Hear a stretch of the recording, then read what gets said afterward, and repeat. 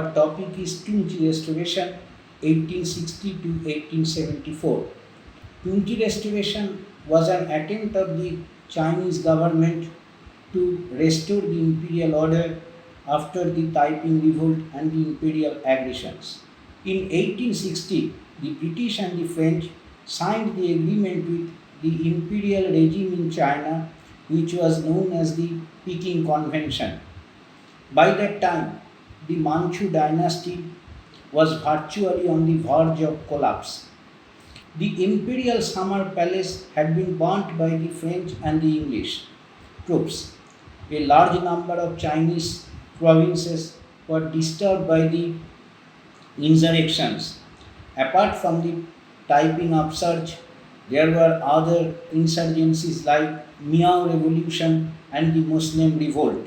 The army was disorganized and the coffers of the state was empty. Amid such a serious crisis, the Manchu rulers took a sincere effort to restore the imperial authority. Such efforts were taken during the reign of the Emperor Tungji 1860 to 1874. Hence, the contemporary Chinese scholars called the entire process as the Tungji Restoration. In the entire process of the Tungji Restoration, the Emperor Tungji had a very little role to play because he was at the time too young. His mother Cixi, the Empress Dowager, played a vital role in fostering the Tungji Restoration and restoring the imperial authority in China.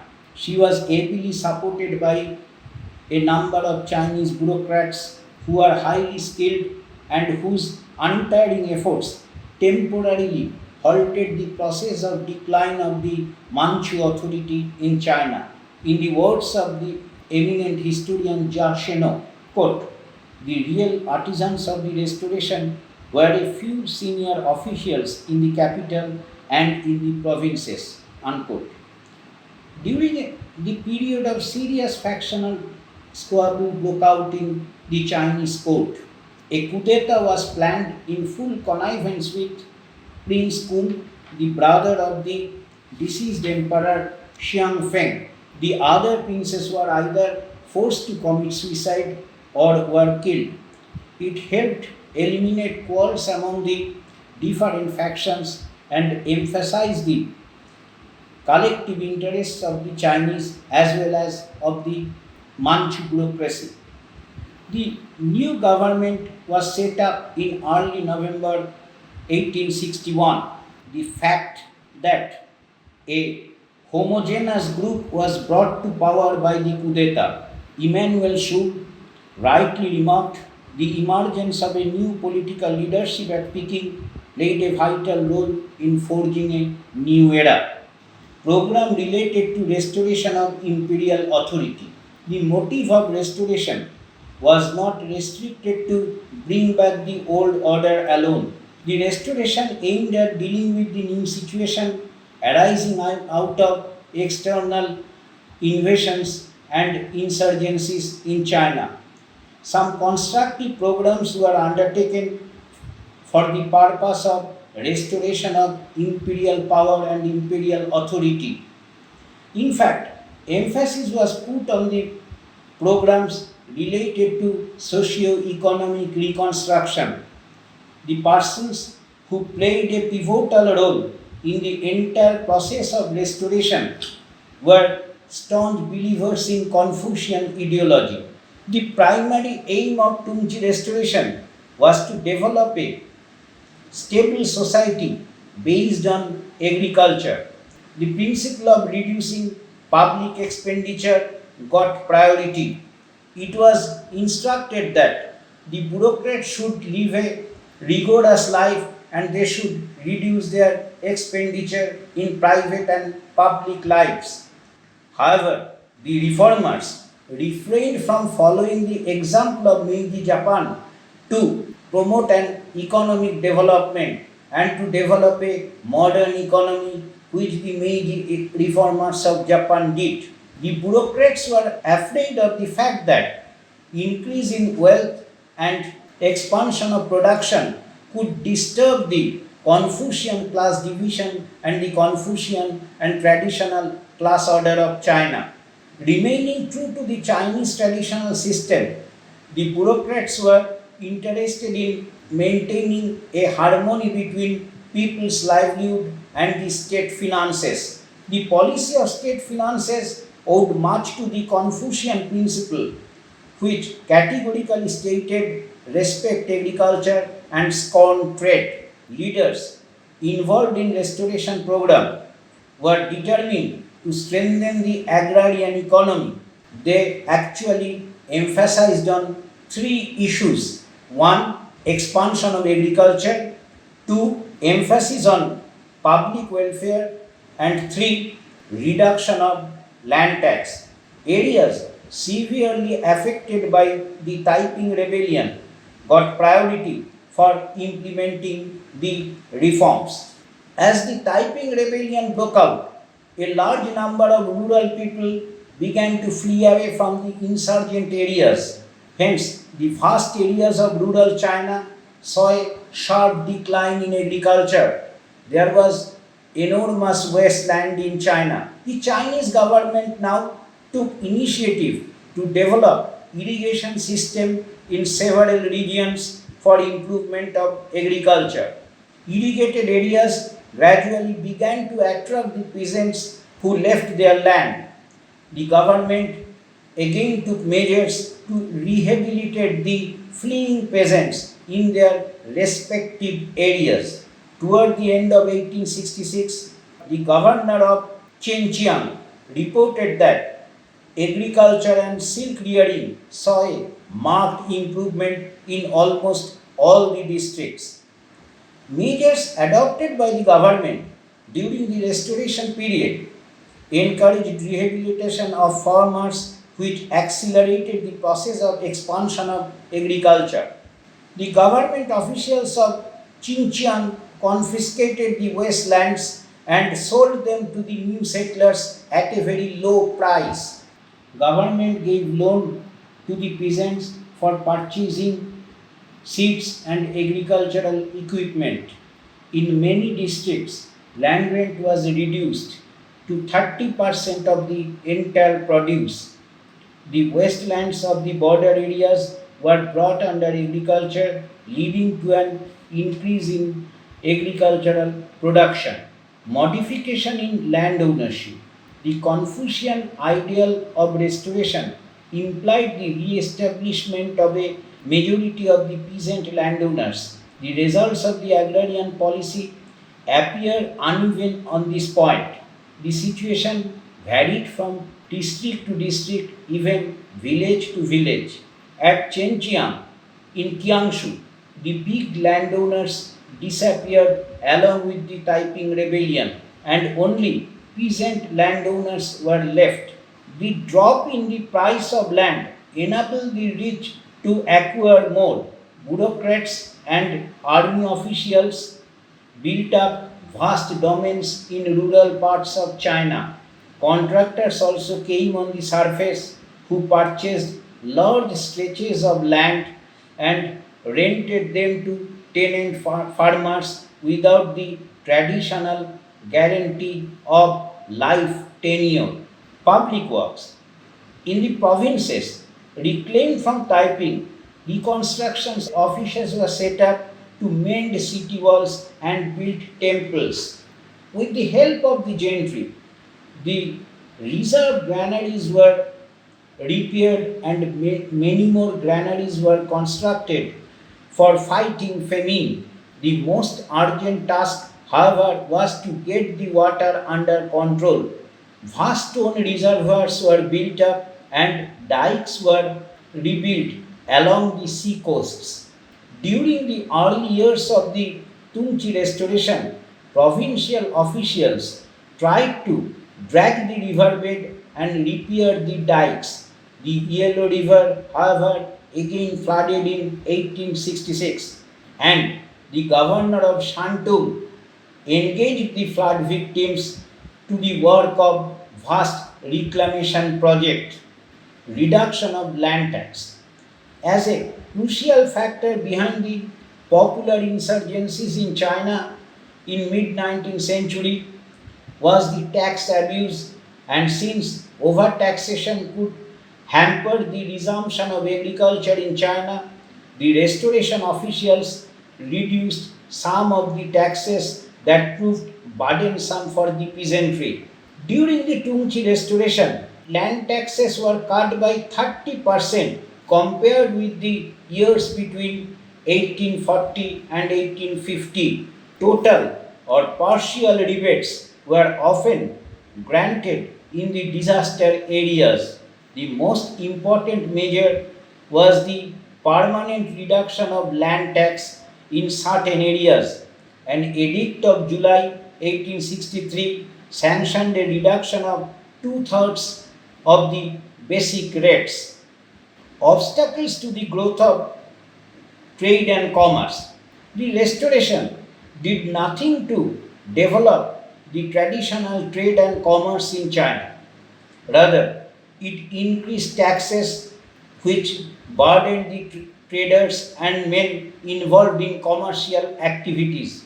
The traders were subjected to heavy taxation. Leasing or the traditional trade duty existed as before. A section of the Chinese bureaucrats, however, wanted to abolish the regime, but many others were in favor of continuing with the regime or the trade duty because it proved highly profitable for the bureaucrats and particularly for the provincial authorities. A generous proportion of leasing and its fairly large revenues were made available to the provinces. Under the restoration, however, the administration of leasing was made much more efficient. The administrative system of the leasing institution improved to a large extent. Annual reports were required, number of leasing barriers were removed, abuses were punished, and control over the collection was transferred from district to provincial authorities. Nevertheless, leasing affected the growth of trade and was a burden on the agriculture as well. Nothing could be gained from sending goods elsewhere because they were taxed in proportion to the distance covered. The existence of leasing actually accentuated the stagnation of trade and a tendency towards subsistence farming, thereby affecting the output as well as the standard of living both of the gentry as well as of the peasantry. Transport and communication. Efforts were made in the field of transportation, particularly in connection with the measures to fortify Peking by sea and ensure its food supply. There was growing interest in the use of steamships in coastal traffic. The droughts and floods of 1867-68 made it necessary to convey the grain tribute by sea. Furthermore, the merchants were interested to carry their goods through sea for avoiding the payment of leasing. The first Chinese company was the China Merchant Steam Navigation Company, which was established in 1872. Mines. The Restoration Administration put emphasis on the development and modernization of mining system in China. Officials of Jhilli encouraged the private operation of coal mines near Tianjin. Initiative was taken to start copper mining again in Yunnan, but the efforts were faced with multifarious problems like paucity of capital, dearth of qualified and efficient technicians, and enterprisers in general. The restoration leadership showed scant interest in the development of industry except in military field. Public finances. The restoration government was interested in stabilizing the people's livelihood, but their contempt for economic development adversely affected the program. The restoration officials did nothing to improve the state finances, and this failed to bring about a balance between the people's livelihood and state finances, which remained an economic problem with the Chinese authorities.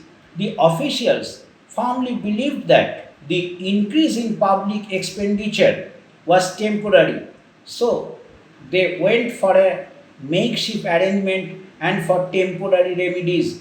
They lacked any long term program for economic development and financial settlement throughout China. Insurgencies and popular revolts had shattered the existing tax system. The Restoration Administration took steps to introduce a new tax system, but any effort to simplify the tax system or to introduce any uniform tax throughout the country was not taken. The efforts were lacking by the Chinese bureaucracy. Political and ideological reconstruction. One cannot ignore the political and ideological aspect of reconstruction. Famous historian on East Asia, John K. Fairbank, aptly observed, quote, Western ideas played a remarkably small part in the revival of 1860s. Restoration leaders reaffirmed China's ancient morality and stressed its application to practical affairs through statecraft. Unquote. Consistent with Confucian principle as guiding politics as a whole, the aim became to recruit men of talent and to keep them under control. The Chinese bureaucracy, particularly the restoration statesmen, firmly believed that they would little depend on laws and regulations. Before that, the men of talent got priority. They believed that entire system can improve with the men of talent and men of quality, and prosperity actually depend on the men concerned and not upon the law and regulation. Keeping in view of that point, the examination system was reintroduced so that it became once more the only way of achieving power and prestige. In that, the advantage of providing well educated officials who were influenced by Confucian morality. Once appointed, the officials were closely supervised, regular inspections were resumed, and seniors were encouraged to look after the jobs of the subordinates and control them. And they had to send in reports as well. The Board of Censors, which controlled the network of supervision, was vigilant in its fight against corruption. During the Tungchi restoration, the quality of bureaucracy seems to have improved. The restoration of Confucianism.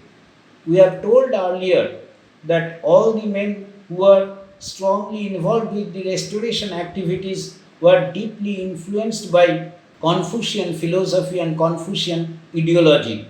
Political reconstruction through re-establishment of administrative and legal control was consolidated by ideological reconstruction, which emphasized the regeneration of Confucian morality and Confucian knowledge. The restoration statesmen believed that it would facilitate a renewal of obedience among the Chinese people, the civilization of minority races, and also training of the men of talent needed to govern the country. Besides the revival of examination system, schools were repaired and reopened. Enough private donations came in for renovating and reorganizing the village schools. New institutions were built where district graduates could go for further education without any charge, and they could prepare for further examinations. New libraries were rebuilt with renewed vigor. They had reprinted the classics and histories. They also organized lectures to clarify the morality endowed in the old literary excellence of China. It is known from the contemporary accounts that the Confucian teaching was extended to the most unprivileged sections of the society. Sentiments and doctrines that fell outside the Confucian frame of thought were strongly denounced and condemned. Official proclamations also condemned novels, theatres, gambling, and popular religious beliefs. In fact, the secret society of the brothers and elders were banned throughout China. The society used to propagate views inimical to Confucian teaching and thought. Limitations of the Tungchi restoration. External invasions and several insurrections, including the Taiping Rebellion, had exposed the weakness of the Manchu army as well as of the Chinese bureaucracy. The dignity and prestige of the Manchu dynasty steadily declined in the eyes of the common people of China. In this situation, the restoration statesmen realized that the restoration of the royal authority was not possible without the help of the traditionally elite intellectuals. In the words of Jiang Sheno, the restoration strengthened the gentry numerically, economically, and politically. Unquote. The restoration resulted in maximization of land ownership by the gentry. The condition of the peasantry, however, did not improve, rather, it worsened.